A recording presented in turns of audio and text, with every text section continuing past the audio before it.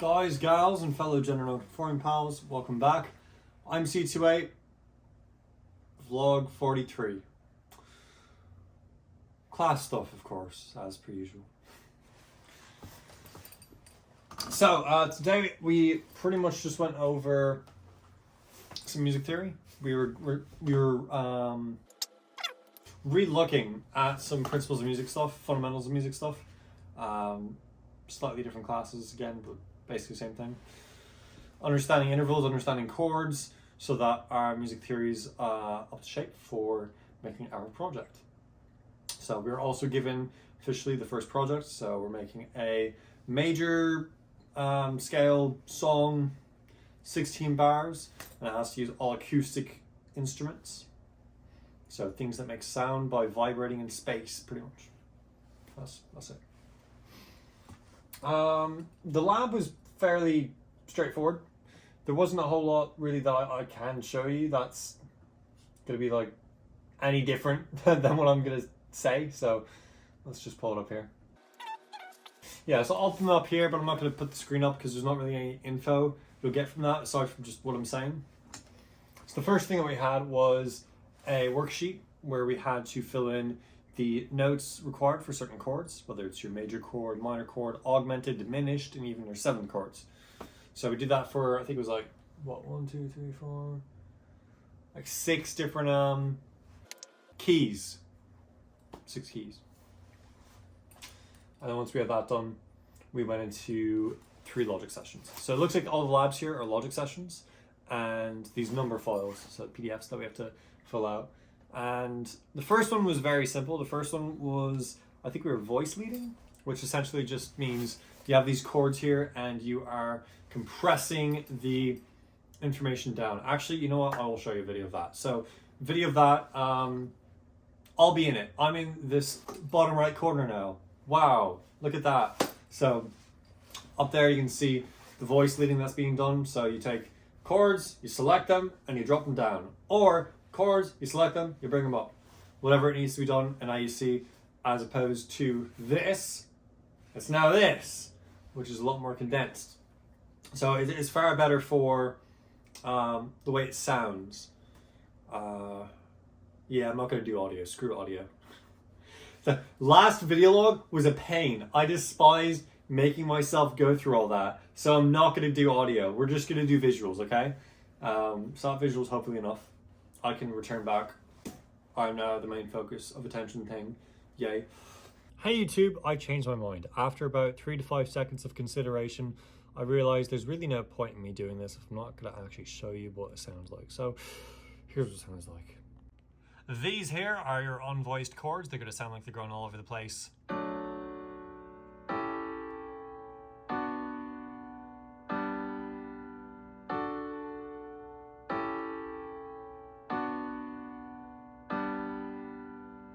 Whereas these are your revoiced chords. They're going to sound much more stable.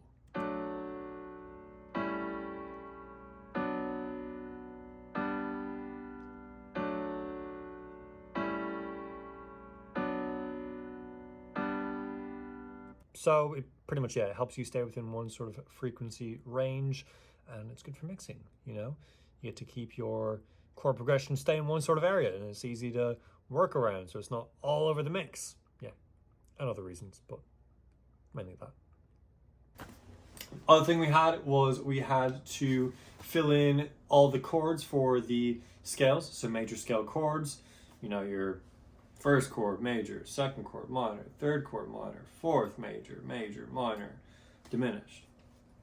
You know how that goes. So, or you don't, but it's something that you can easily Google. So, yes, I will maybe Google the graphics somewhere, or maybe another thing. It's already been shown on the screen if it is here. So, you've seen it by now. And then after that, we had to make a little song thing. So it's like a trial before we actually do the, what is it called? Song? I want to say songcraft, but that's the thing you do in Principles of Music, not this. But crafting a song, essentially. So I'm debating whether I want to show my projects. I don't want to show my project because, again, the editing was ridiculous and I was procrastinating making this video anyway, so I'm just not going to do much editing here. I want to save myself that hassle. I think I did a good job explaining the voicing from earlier, so we'll stick with that. But yes, I will be working on my project. I'll show off the project probably in a YouTube short, or next video log I have, I'll show off what the project was in full. It's only 16 bars, so it's gonna be like a minute and a half probably. Could even be shorter, honestly. Yeah, so think of it like a song a day essentially, but shorter and not as creative. Because I have to use acoustic instruments and of course I'm a synthesis, so the second one's gonna be nice. I'm gonna go crazy with that one. Yup. I think for the second one, what I'll do is I will. Oh, there's an important thing I can talk about. So cut time is a thing that they were mentioning.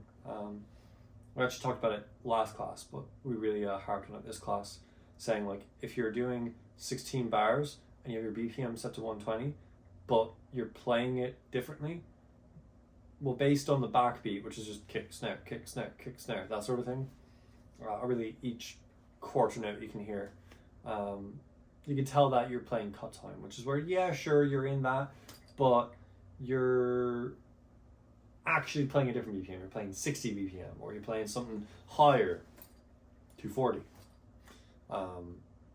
So what I'll probably do is something where legally it is like actually 80 BPM or 90, but I want it to be a slow BPM so I can actually have a lot of time to use Liz. So that'd be nice. The song I'm making right now I think is still 120s, just like an average BPM. It's a major scale, so of course I'm going to despise making it, because minor scales are superior. I love minor scales, you know? They just sound groovy. They're just nice. So that's that. There's no way I ran out of details, but I guess I did. I'm going to try to make another episode of Chaotic Design or Pure Production or something like that. I think what I'll do is my Pure Production episode will be just the project itself. So I'll walk through like what I'm doing in the project. I can split up into different sections so we can have... Actually, that'd be a boring episode, wouldn't it? Because I'm not going to like the way it sounds because it's acoustic instruments and it's major. So I'm just going to be ranting about how much I hate the creative choices I have to make. So I probably won't do it as a pure production thing, but I want to do a synthetic design episode. So, oh my goodness, there is an update. I forgot about this last time. Whoa. So, kind of a big update. For any of you who have watched the Loki series, no spoilers for season 2, I promise. Though, there is another episode coming out in about 2.5 hours. So I'm going to watch that. Season 2, episode 3. 4. But Miss Minutes is an entity within the realm, and I kind of envision Miss Minutes as basically an AI. So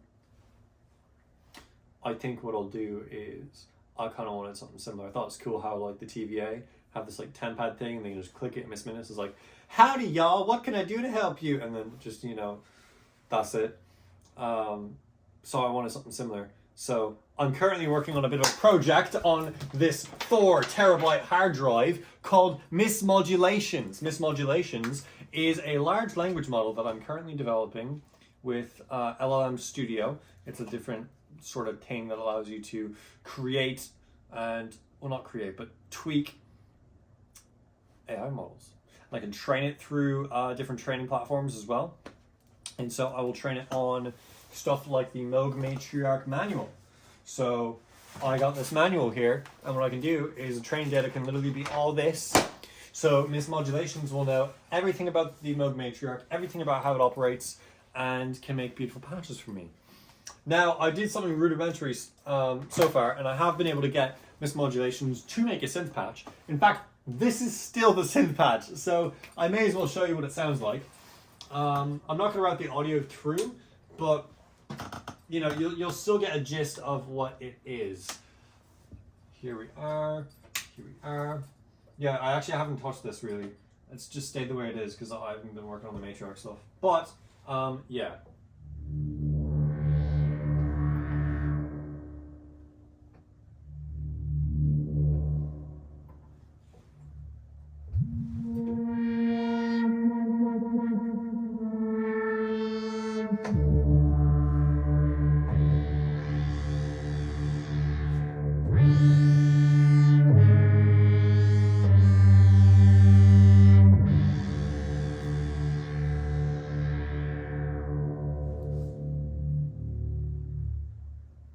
So yes, Miss Modulations is quite good at synthesis now, as you can see.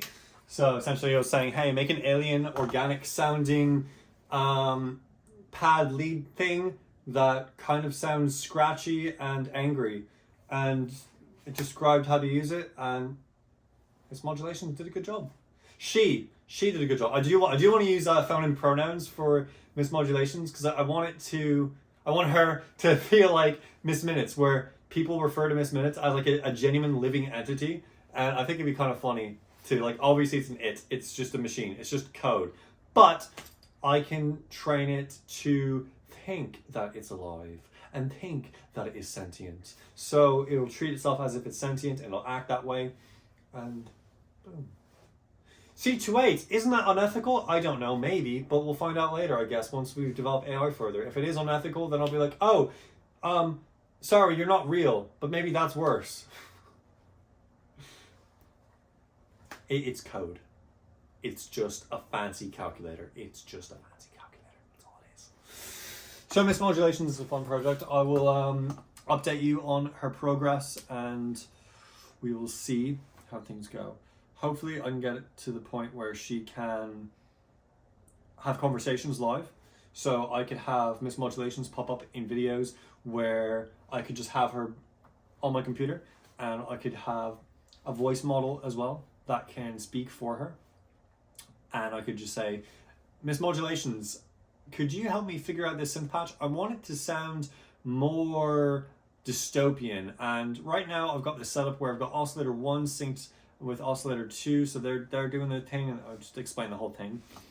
And then, you know, she'd be like, oh yeah, of course. Well, obviously you want to check out your filter first. And it looks like that LFO on the filter is kind of fast. So what I recommend is slowing that down, but then adding CV input for that LFO, where the CV input is making it go really fast. So you have this fluctuation, but it's also shifting throughout time. And then you can have a weird, like, shifting organic thing happen.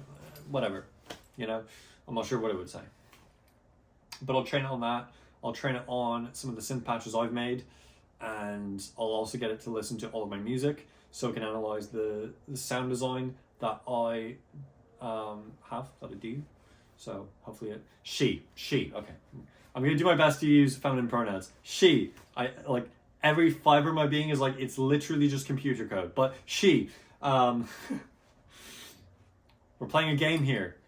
The machine is alive, it's sentient, but it's not.